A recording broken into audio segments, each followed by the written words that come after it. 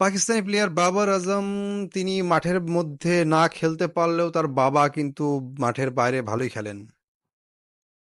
সদ্য তিনি এক সোশ্যাল মিডিয়া পোস্টে তিনি এক হাত নিয়েছেন পাকিস্তানি প্রাক্তন ক্রিকেটারদের এবং পাকিস্তানি মিডিয়াকে, এবং তিনি পুরো দোষারোপ করেছেন যে তার ছেলেকে অতিরিক্ত সমালোচনা করা হয়, অনেক সময় বিলো দ্য বেল্টও হয়ে যায়। এবং তিনি এও থ্রেটেন করেছেন যে তিনি হচ্ছেন একমাত্র বস, তিনি হচ্ছেন একমাত্র গুরু বাবর আজমের, তার কথাই শেষ কথা। তো এই মুহূর্তে যখন বাবর আজমকে টি-20 টিম থেকে ছেঁটে ফেলা হয়েছে, তারপরে এরকম পোস্ট দেখে অনেকেই ভাবছেন যে এটা হয়তো তিনি তার রাগের বশে এরকম কথা বলছেন।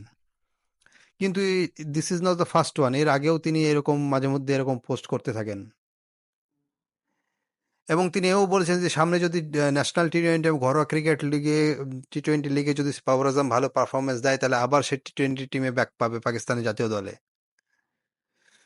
তো এখন দেখা যাক তার বাবার কথা আদৌ সত্যি হয় কিনা, এবং তার বাবার কথা অনুযায়ী সে ভালো পারফরমেন্স করে আবার টিমে ফেরত আসে কিনা।